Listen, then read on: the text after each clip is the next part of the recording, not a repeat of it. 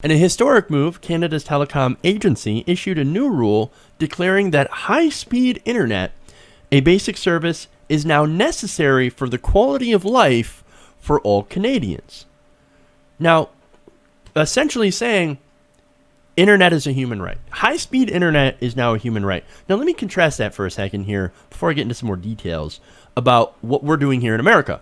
In America, we are getting rid of healthcare. We still don't consider that a human right. So I'm just saying. I got to point that out. Now, Jean-Pierre Blais, Jean-Pierre Blais, there we go, chair of the Canadian Radio, Television, and Telecommunications Commission, the CRTC, said at a news conference, the future of our economy, our prosperity, and our society, indeed the future of every citizen, requires us to set ambitious goals and to get on with connecting all Canadians for the 21st century. These goals are ambitious, they will not be easy to achieve, and they will cost money, but we have no choice. So we have no choice but to connect everyone in Canada with high-speed internet. We don't have a choice. We don't have a choice. I love that. I love that he's saying we have no choice but to do something really awesome for our citizenry. Whereas, again, I want to contrast this with America. We don't have choice but to cut food stamps. Just saying.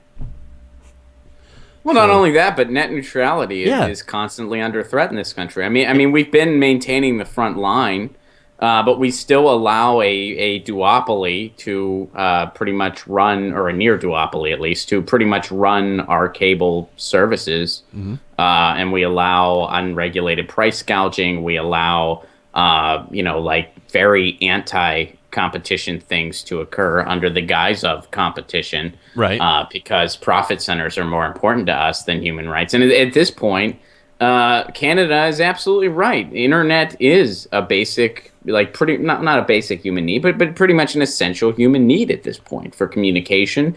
It's like telephones used to be, and still are. I mean, the internet, and that's why Title II classification in this country is so important. Internet is something that should basically flow just like phone lines, because we need it to participate in society.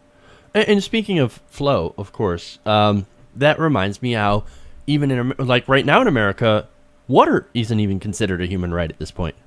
Again, I live in Michigan, and what we're doing here is that we're selling millions and millions of gallons of water to Nestle. They're just coming in, they're scooping it out. And at the same time that this is happening, we have people that are paying for poisoned water, the highest rates in the country, in Flint, Michigan. So, I mean, again, here's Canada miles ahead of us and saying, yes, we believe that, high-speed internet is a fundamental right. And here in America, water is not a fundamental right. I mean, we just had Standing Rock, fighting the oil police, essentially, for the right to not have the waters polluted. It's amazing our priorities and how so far out of whack they are. But I've got more information here too. Now, basically, yes, they affirm that it's a right for Canadians. Okay, so what exactly does that mean? Well, under the new broadband strategy, the CRTC aims to provide 100% of Canadians access to reliable world-class mobile and fixed internet services, which will be available with unlimited data options. Now, the agency has set the network target speed at 50 megabits per second download speed and 10 megabits upload speed as of 2015. Now, as of 2015, 82% of Canadians had access to that caliber of broadband. Now, what's funny is that a lot of people in America, however, don't have access to that kind of speed. For me here in America, in Michigan, I pay about $65 a month for that level of access. Now, in comparison, the United States FCC defines broadband as 25 megabits per download and just 3 megabits a second per upload. So, Ron, I want to ask you a question here. Do you know who has the fastest internet in the world? Oh, I used to. I'm gonna take a guess.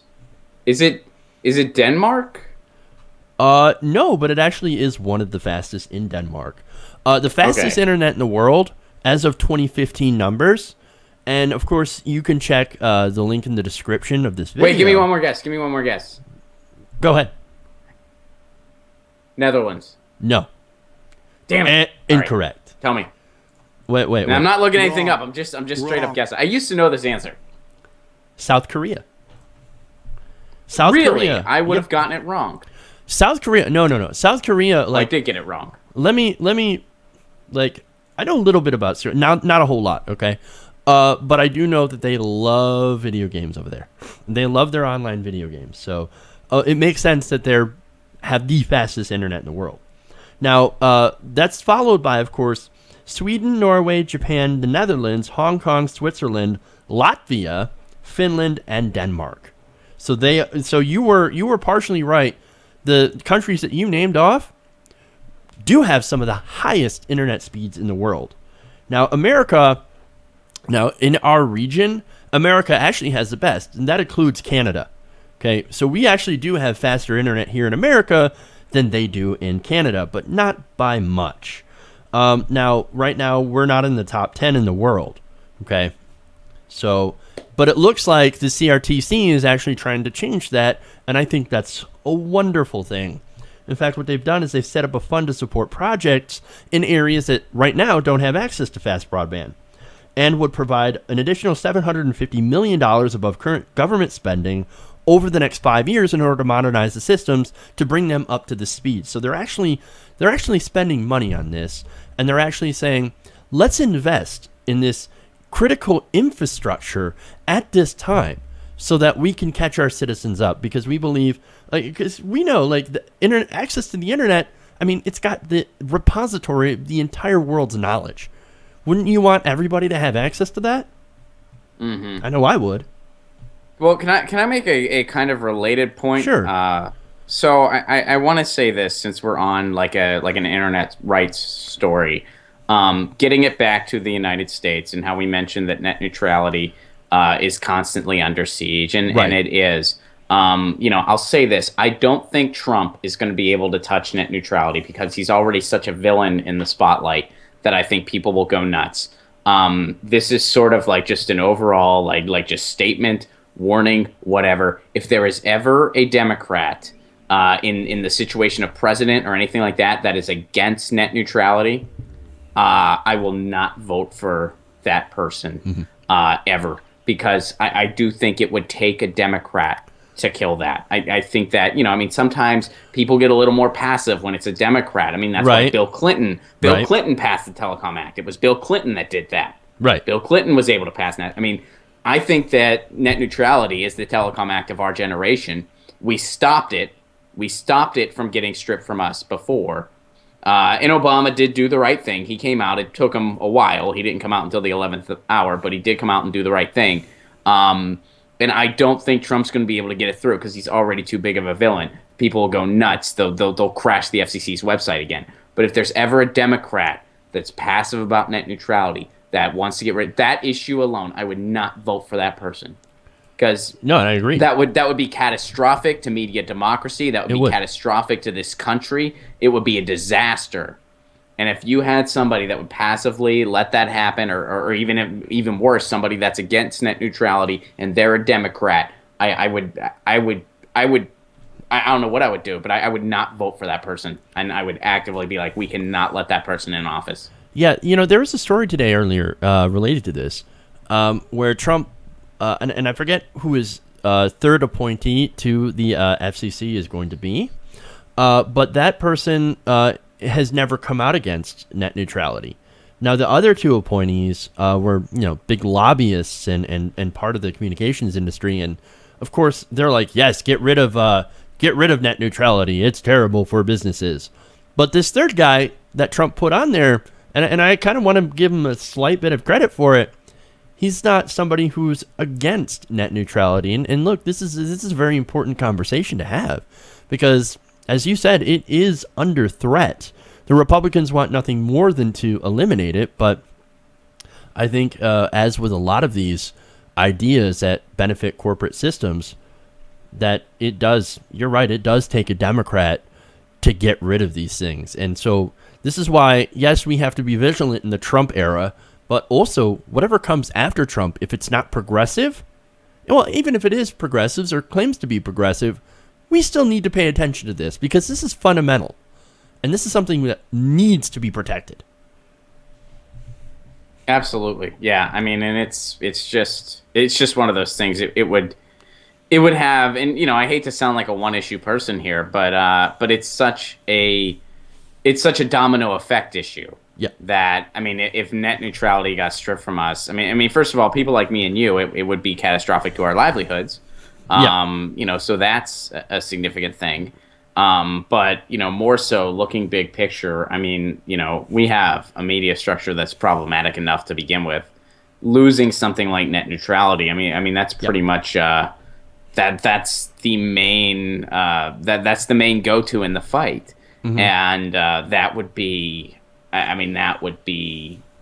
catastrophic. I mean, I can't think of a better word. It's catastrophic. It would just be catastrophic. Mm-hmm. And it would take a Democrat to get that through.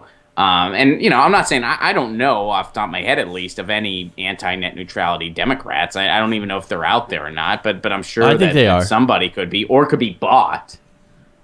So that's just one of those things. I mean, just since we're on that topic, I mean, that's the one instance where I would actively want to keep that Democrat out of office. If they were anti-net neutrality, I'd be like, that they'll be the ones that would be able to get it through, and I'd be like, do not, like I would not vote for that candidate. Right. And I might go as far as saying I'd vote for the Republican.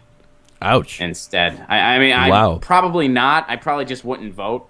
I would vote, but I would probably just leave President blank in that situation. But I mean, that's one thing where it's like, and again, this is like a hypothetical that hopefully never even becomes an issue. But I'm just saying, since we're on the topic, sure, beware of an anti-net neutrality Democrat. If it ever comes about in a big position of power, beware.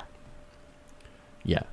Now, finally, is the reason, too, one of the reasons that they decided to do this, going back to Canada for the last point, is that apparently they had public opinion polling.